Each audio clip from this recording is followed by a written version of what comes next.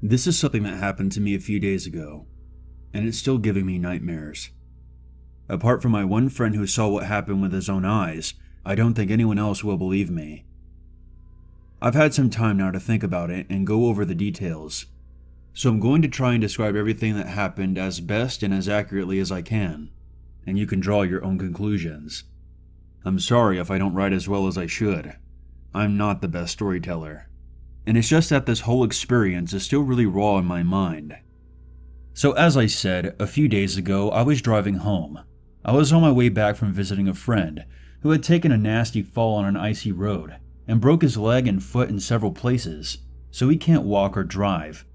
Just to help you understand the location a little more, I live in the heart of the city, while my friend lives right outside the outskirts of town, in a converted house that used to be part of a farm.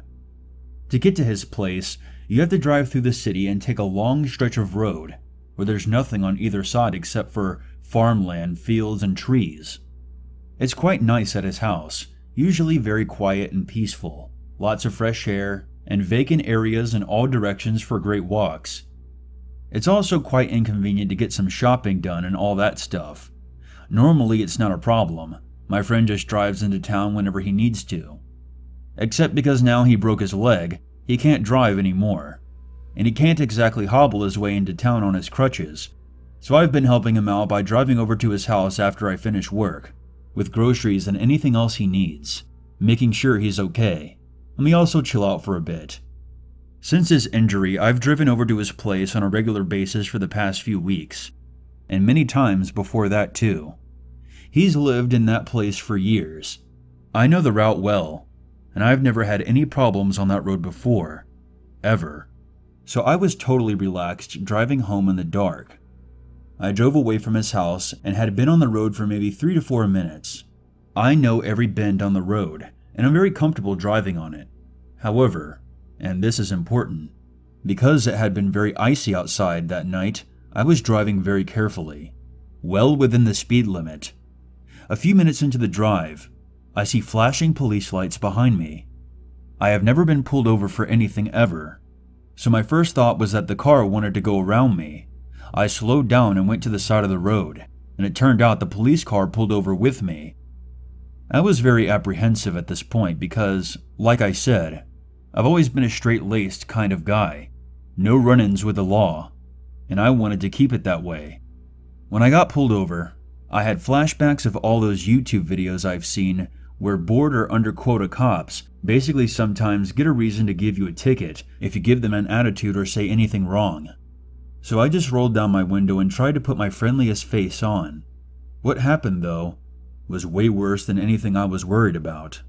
I would have actually preferred to have been arrested and spent the night in jail, compared to what I went through that night. The police officer came up and introduced himself as Officer Jones.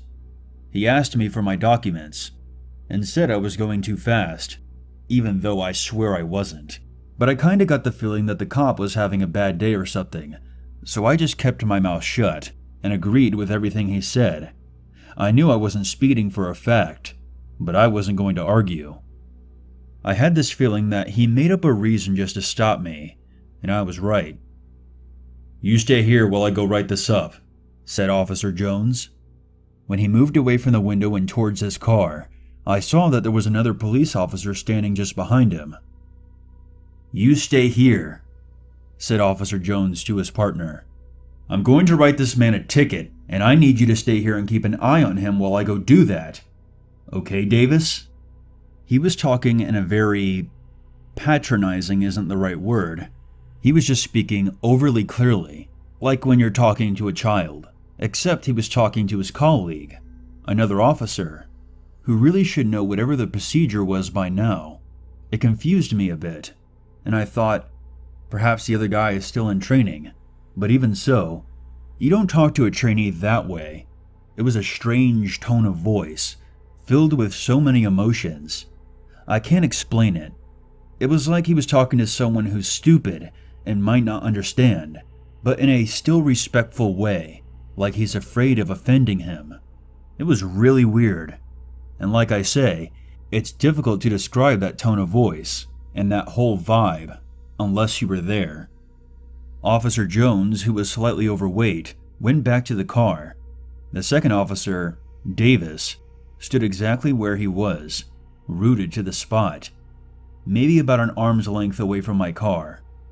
It was dark outside, but the police lights were still flashing from the front, so I could see his face illuminated in the flashing red and blue lights. He looked like he was in his later 30s, so maybe he wasn't exactly a rookie, going by his age. But there was something about his face. He seemed just blank, no expression at all. He didn't look back at me when I looked at him. He was just staring out ahead, with his vacant expression. It seriously freaked me out, more than it should have, because it was just so weird. Honestly, I think that's why Officer Jones had that strange tone of voice. He was speaking very clearly to make himself understood, like you sometimes do with a child, but with a hint of fear, if that makes sense. Honestly, I've analyzed this so much in my head in the days since, because I think it is very telling for what happened next. Officer Jones got into the car, and I thought he was writing out my citation, but as soon as he got in, he slammed his door shut and he started to drive away, with the passenger side door of his car still open, like he had been waiting for an excuse to get away from that second officer. At the time, I was really confused about why Officer Jones was driving away. I thought maybe he was adjusting his car before he writes me up. I was very much in the frame of mind where I was just obediently waiting for my ticket, so things did not register in my mind right away. It's not until everything else happened, and I thought back on everything in hindsight, that it became blatantly obvious that Officer Jones was trying to leave Officer Davis behind, and just get away from him in an abrupt way, without warning. However, as soon as the patrol car's engine revved up, the second officer's expression changed immediately. Instantly, there was fury on his face. He caught on almost instantly what Officer Jones was trying to do. I watched as the second officer ran to the car, with absolutely astonishing strength and determination. There was actually a slight ditch on the side of the road, and when pulling out, Officer Jones had a bit of difficulty getting the car back onto the road smoothly. A slight delay, but that was enough. Officer Davis was beside the car. He had his hands on the open passenger door, and he somehow darted inside the car while it was still moving. The car started to weave out of control, like there was a commotion going on inside. It then turned abruptly to the right and crashed into a tree. I had no idea what was going on, and though my first instinct was to run, the fear of the authorities made me stay. I mean, I don't know if they had my name in the system already, and it was likely that the patrol car had a camera on it recording or something, and leaving two officers injured on the site of the car crash would look really bad. Plus, I was just freaked out and worried at this point. I wanted to help and make sure they were okay. Actually, I just wanted to make sure the first officer was okay. There was something instinctive that suggested that he was a good guy. But that expression on Davis's face scared me, so I didn't move at first. I just stared at the car. It was rocking, and then it went still. My mouth was dry, and I was shaking badly. I just sat there for what seemed like ages, but I couldn't just drive off. I really did not know what to do, but I thought I should maybe just see what had happened. Then I could drive to the police station and report it. I couldn't use my phone because my battery was dead. Perhaps I could use the radio in the police car if they were both injured. My mind was just all over the place. I had a feeling that there must have been a good reason the first officer wanted to get away from Davis. But at the same time, I was thinking that they must both be injured now. Plus, I didn't know the full story. Something crazy was going on, but it was none of my business, and I just had to be a good citizen right now. I opened my car door and slowly made my way to the wreck, just to take a quick peek inside. What I saw is a scene that will forever be burned in my memory. Officer Davis was sitting on top of Officer Jones. Officer Jones was covered in this weird black substance, like tar, and he was shaking, like he was having a seizure. He was very pale, almost half dead it seemed. There were bruises all over his face, and a gash over his eye. Officer Davis was watching his face, with his hands on either side of his head, clutching it, and laughing. I was frozen, watching the scene. Then Officer Davis threw up on Officer Jones, making a loud retching noise. And then he started laughing again. I can't remember if I made any sound, but I must have. Maybe like an uncontrollable gasp of horror or something. Because Officer Davis snapped his head around and stared at me. He stopped laughing, and his enraged expression was back. But the weird thing is, his face looked different now. He still had eyes and a nose, but it kinda looked like they were melted. I only saw his face for a few seconds, but I swear that is what I saw. It made me feel faint. Then he started yelling at me, but I couldn't understand what he was saying. He was just talking almost like made-up words, or maybe a language I didn't understand. Officer Davis got out of the car, and when he did, Officer Jones almost flopped out behind him, like dead weight, and fell heavily onto the tarmac. It was slippery out on the road, but I just turned and ran. As I turned, I fell. I was on the verge of hysteria. There was a clatter as things fell from my pockets onto the road. My phone, coins, and my wallet too. But I didn't care. I dragged myself to my feet again, completely ignoring my grazed knees and forearms, and how much they were stinging. I booked it to my car. Officer Davis was following me. I got in, but a split second later I realized that I didn't have my car keys with me. I had dropped them when I fell, and now I couldn't start my car. I could see things glinting on the road where I had dropped them, but Officer Davis was coming after me like a madman, and I couldn't go for them. I got out of the car and started running in the other direction. I started running to the only place I could think of, back to my friend's house. I could hear him after me. I could hear his footfall, but more terrifyingly, I could hear him yelling relentlessly, and saying these weird words, almost like an incantation or something. It was absolutely horrifying, but I just kept running. I kept my focus on my destination. I just wanted to get to safety, behind a closed door. That is all I could think of. I kept trying to focus so I wouldn't lose my mind with fear.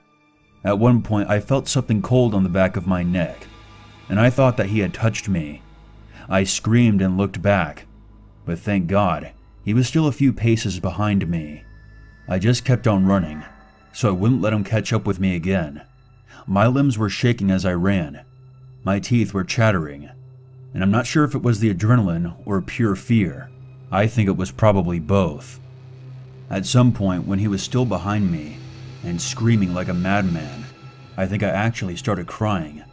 I was crying loudly and praying, over and over again. "Oh God, please help me! Oh God, please help me!" It was just like a nightmare, and I couldn't believe it was actually happening. I slipped and skidded a few times, but I never stopped. I wanted to change my route and tried to hide behind the trees. All I could focus on was keeping the insane man behind me and getting to my friend's house. Finally, Brett's house loomed on the horizon, and it spurred me on even faster. I was cramping up, and I was bruised and injured from all the falls I had taken. I have never run so fast or so long in my life, and I don't think I'll ever be able to again.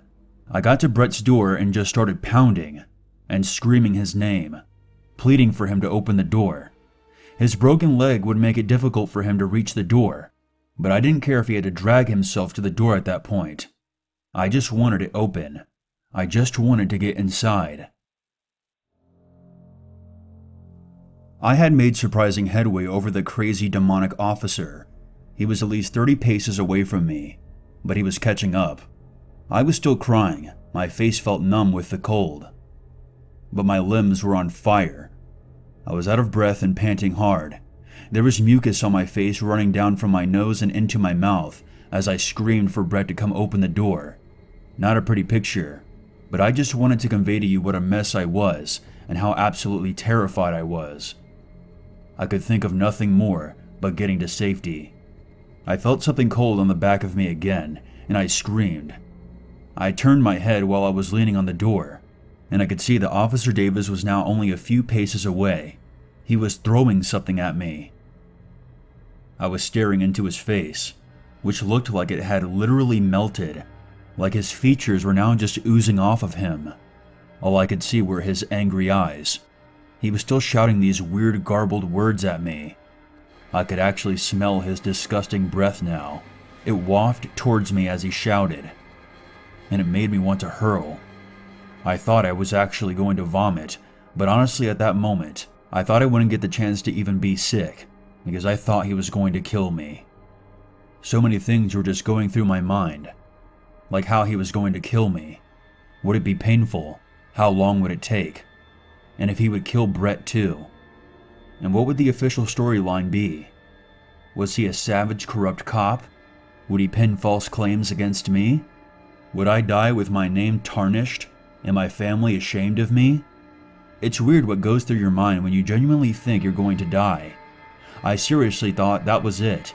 And then, thank God, the door opened, and I fell inside through the doorway and into the house, directly on top of Brett, and my weight caused him to topple over as well.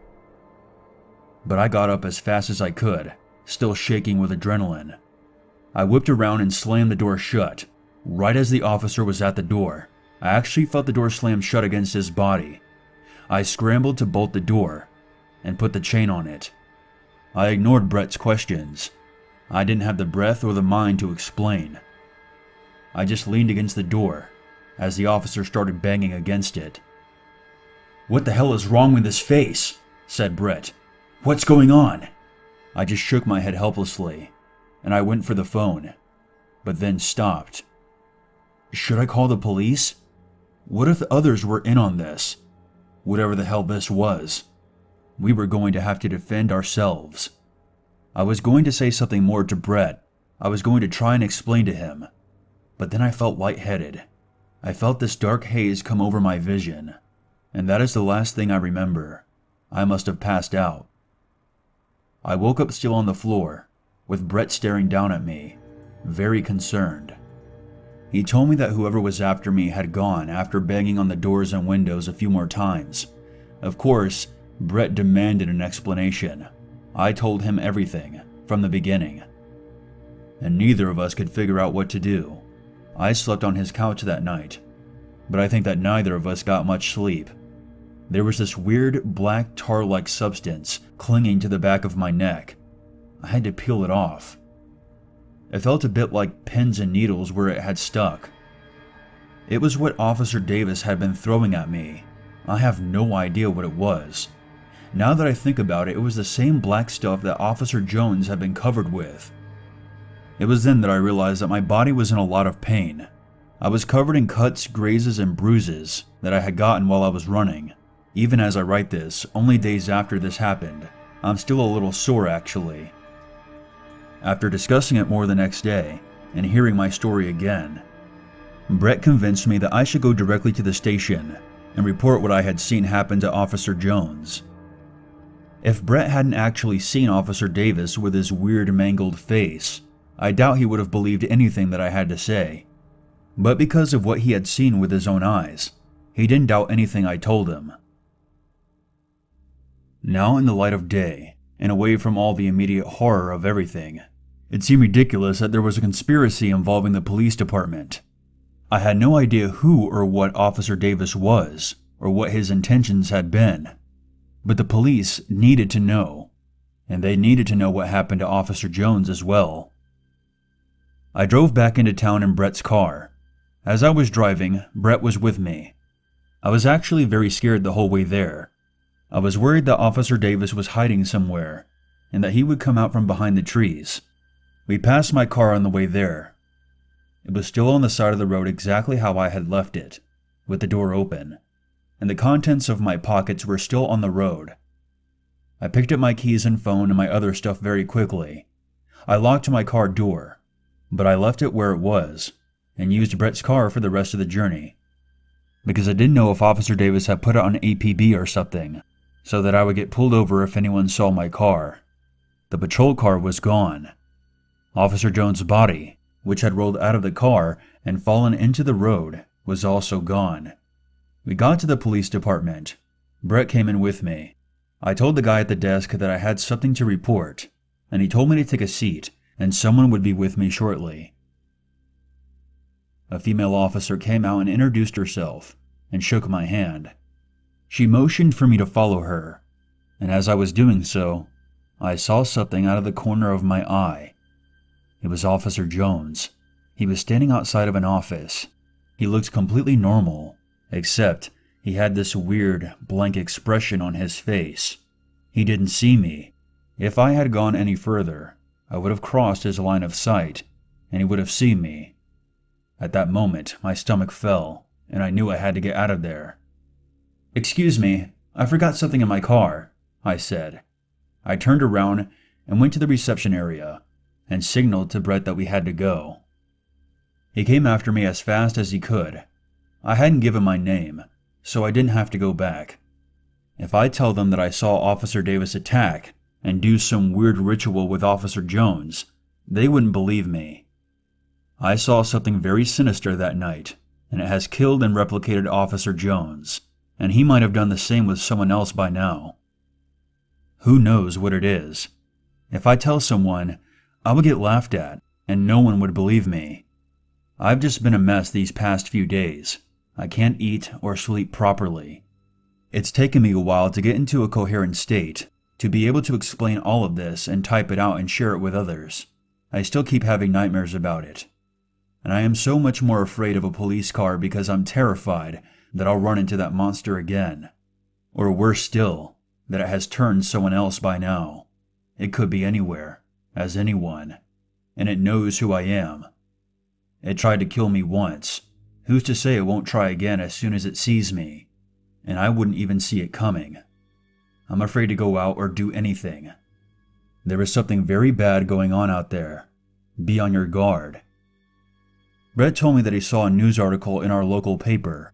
Apparently, Officer Davis is now listed as a missing person, and they're saying that Officer Jones was the last person to see him alive, and that they aren't sure what happened on the night that Officer Davis disappeared, and that Officer Jones has been left traumatized and a changed man. That's how they are interpreting the staring and the weird behavior. This is so terrifying and frustrating. I feel that I need to warn someone. So many people are in danger. But who would believe me?